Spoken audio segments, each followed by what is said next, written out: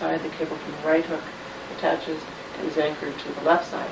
So it's the excursion rounding your shoulders or moving whatever limb you have left forward that uses up the cable and it causes it to bend or the hook to open.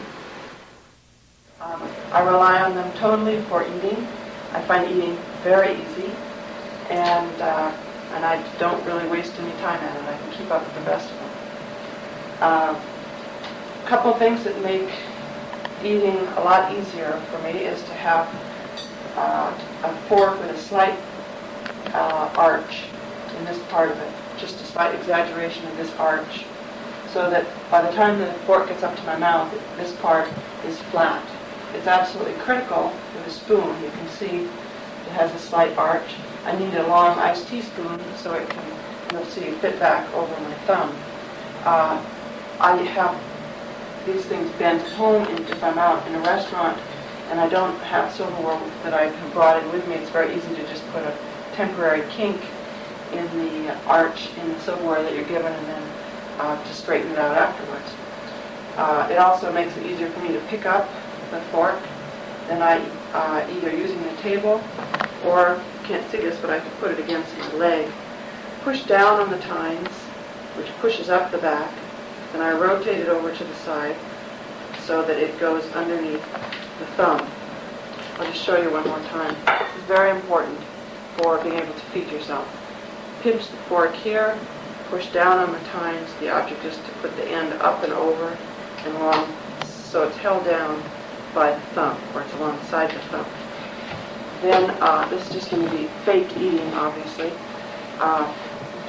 Next, I rotate the fork so that it's flat. I bend in one so I get just the right angle that I want, and I go generally under my food.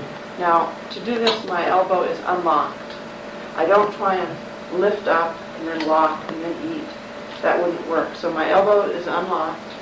I get under my food. My food has to be in sort of bite-sized pieces, something like noodles or spaghetti or pasta or something like that. Salad, if it's regular pieces, someone wouldn't have to cut up for you. But generally, my husband just cuts up everything so it's in bite-sized pieces. That goes for sandwiches, hamburgers. So anyway, here goes. Get under the food. I bend down. The forearm is on the table, so when I bend down, it pushes it up. And then I have to sort of eat the food off the side of the fork. I think I would want it bent up one more. So I put it sort of in the side of my mouth and eat off like this. And then the rest of the time you can be sitting up. You don't have to feel like you're hunched over your food. It's just for each bite you come down to it. Sometimes I could poke something. I could also lock my hook to poke something and then, elbow and then unlock it if I wanted to. But generally I just scoop and sort of shovel. And then with a spoon, same thing. Push down on the spoon, up and over, and I have to come down, and again I'm eating sort of off the side. The wrist flexion is bent in the intermediate position. So that's all there is for eating. One thing I would like to show you is using a napkin. Something I found to be very easy is to pinch the end of a napkin. This is easy with paper napkins, any kind of napkins. And then I flip the napkin up so it's covering my hook. And then I can just reach down, or I can put it on my elbow on the table. I do use my arms for writing. At work, I use a word processor or a computer, and I use the hunt and peck approach. And I don't really have to hunt because I knew how to type before, but I just used one, just pretending this is a typewriter. I just use my right arm and just go like this. Sometimes I have to hold a double key, so I can let this fall on one key. And if I need 3 keys, I have a stick and could go like that. For writing, I just grab the pen like this, and then I push it against something vertical, like this.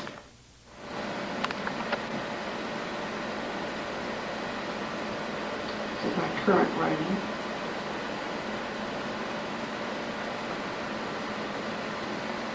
And it works fine, and if I didn't have my arms on, I'll show you what I would do if I were just wanting to write notes to myself, write down a phone number if someone called. I just bite the pen, and usually I just do this with numbers. Something like that. If I'm making shopping, if I just remember something for a shopping list. Okay, now we're in the bathroom, and I want to show you various things that I do in here using my arms. I'll show you some things later after I take off my arms that I do in the bathroom without needing to wear my prostheses. I need them to wash my face, and I'm just going to tell you how I use a headband. It's a headband. I would bite the end of it, stick my head through. It's sitting on a hook on the door. Yeah, it's on a hook. Okay. I bite it, stick my head through, and then pull the headband back by putting my face on this hook and pulling it back. And that leaves the headband around here. I guess once what I do is I get it all the way on, then I pull my hair out of the back, sometimes using this brush. The brush has been mounted on a block, and then the block's been screwed into the wall. And so I can come up here and comb my hair. I keep a washcloth here on the edge of the sink because I discovered that I was, with my hook here, taking off all of the finish, taking off the glaze on the tiles. So this washcloth is to protect the tiles. I'll keep another one over, hung over the faucet in the bathtub. I pick it up on the end, and I flip it around 1 or 2 times. And then I turn the water on with my foot, get the water adjusted. This is an excellent kind of faucet. It's nice and arched, so I can get my face underneath. That's very important. So I turn on the water, and then I would get my face wet, like this. And then I have soap here in just a container, any kind of soap dish.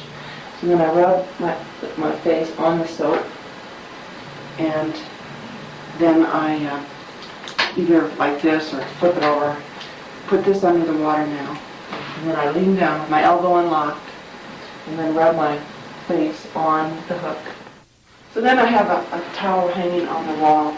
I use the upper towel, and I just rub my face against it.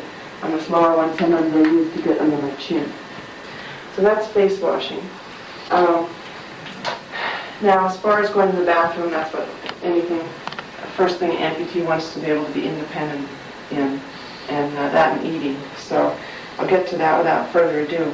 First thing I do is I want to get my hook as close to my center of my body as possible. So I just bend it in. And you have the friction that you want so that it's not too loose, so that it pulls out when you don't want it. Or the elbow friction. The elbow friction right here.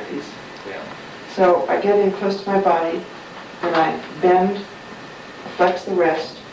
I've had my pants modified or my skirt so that there's Velcro on the waistband. My seamstress has added a piece across the waistband. Take off the button, add a piece that has Velcro. Take out the regular zipper and add a 9-inch jean zipper, which has a little coarser teeth.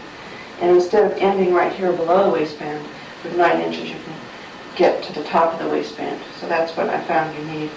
And then Charlie solders, bends a piece of metal. Just a wire. Soft iron wire. And flatten the ends and solder them together. And that works pretty well as a little ring.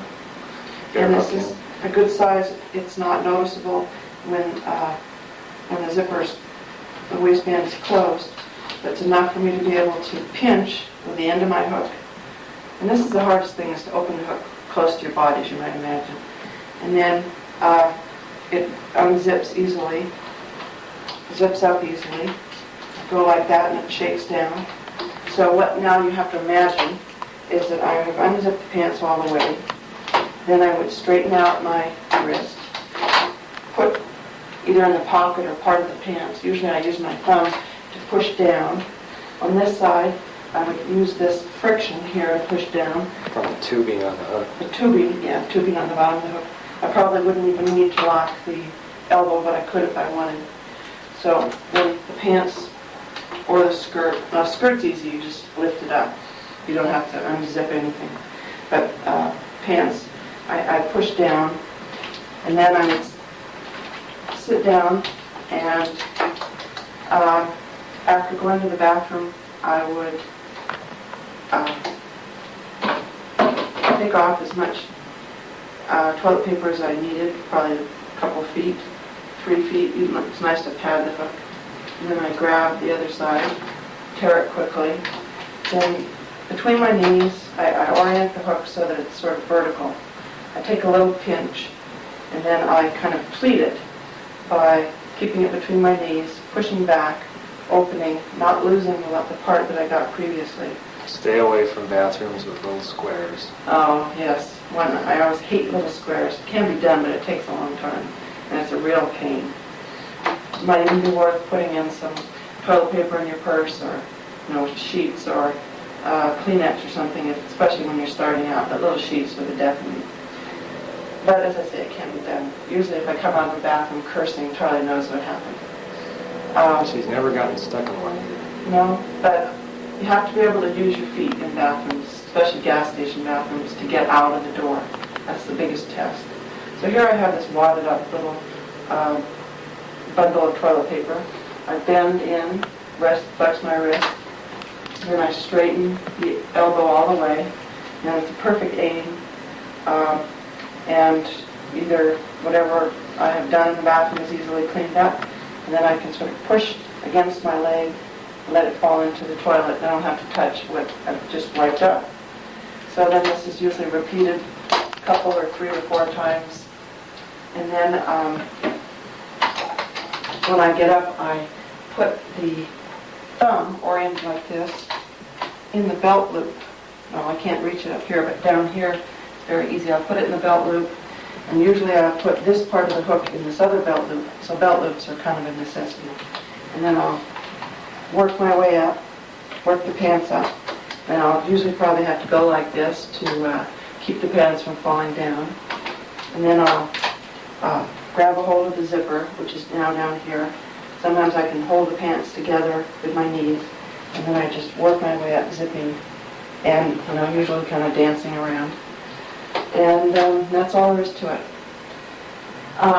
At home, if I don't have the arms on, and I come in here, like in the middle of the night or something, I can either take out, I would usually use my mouth. I would take out three Kleenexes if this is the middle of the night, and then I'd put one on top of the other before I go to the bathroom. Then I go to the bathroom, and when I'm all through, I get up, and I can put them across the seat like this, and then just straddle them like this, and wipe myself.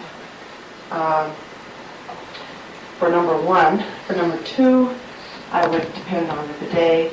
I'd sit down here, turn on the water. If you're not familiar with them, anyway, turn on the water, turn on a little stream. It's like a little shower. When I get it adjusted to the right temperature, I just move over here and I sit on it, and then I turn it off while I'm sitting on it.